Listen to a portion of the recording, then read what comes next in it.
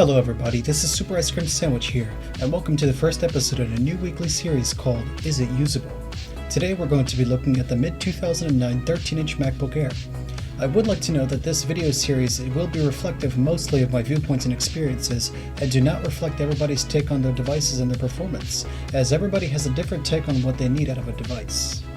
This MacBook Air rocks a 2.13 GHz Intel Core 2 Duo 45nm chip, 2 GB of pre-installed onboard RAM, a 32 GB SSD, a GeForce 9400M GPU with 256 MB of video RAM, macOS 10.11.6 El Capitan, and a 13-inch glossy screen with a resolution of 1200 by 800. When it comes to benchmarking, we go by the standard metric of Geekbench 3. Single core score is at 1127 and multi-core score is at 1915. Comparatively speaking, this is a performance level which is very closely achieved by a 2007 17-inch MacBook Pro I owned earlier, which does not use proprietary RAM or storage mediums, making the 2009 MacBook Air economically unfeasible when it comes to upgrading. Next up, we're going to look at the three major criteria for the degree of usability, starting with portability. The dimensions are 32.5 centimeters wide by 22.7 centimeters in depth, with the tallest portion of the laptop being 1.94 centimeters, the thinnest being at 0.4 centimeters. Weighing in at 1.36 kilograms, this makes for an incredibly light notebook with a sturdy build quality. Bringing this with me anywhere is not an issue at all, as it's lightweight, thin, and compact in nearly all dimensions. In this criteria, I give this MacBook Air a 9 out of 10, as it is the thinnest and lightest notebook I own and am used to. Real-world performance on this particular MacBook Air isn't as terrible as the specs make it out to be. With simple tasks such as Facebook, Gmail, and even YouTube videos, it does the job perfectly fine. This notebook is also very suitable for a wide range of lighter apps from the Mac App Store, allowing for a versatile experience despite its limitations.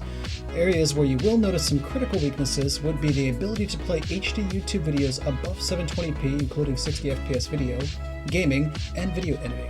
This machine is no beast and was never meant to be one to begin with. The notebook is best for portability, light tasks, and simply getting stuff done. Support and serviceability are a mixed bag, and from the moment of its manufacturing date has been on decline.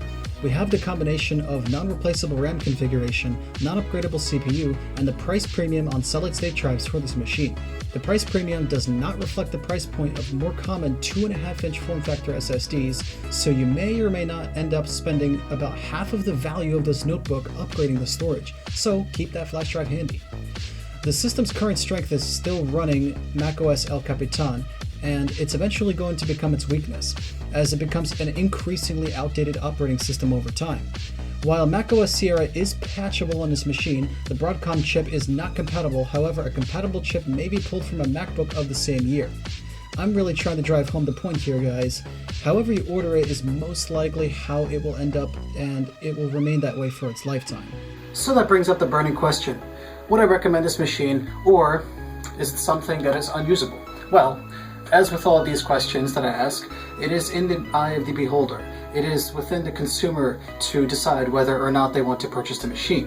Now, I, for example, only provided a point of reference from my own experiences to help the people who want to get such a machine for their daily tasks to purchase such a thing, as used devices are more accessible economically and are more feasible to use in the long term when you're making upgrades, as opposed to purchasing a new machine and forking over a larger cost. For example, you can buy a 2009 unibody MacBook for about the same price, or even a 2007 MacBook Pro for a lower price, and have more upgradability options with memory, storage, and I was about to say CPU for some reason. Anyways, thank you so very much for watching this video. I will see you guys later in the next installment of episode 2 of Is It Usable? Supericecreamsandwich over and out.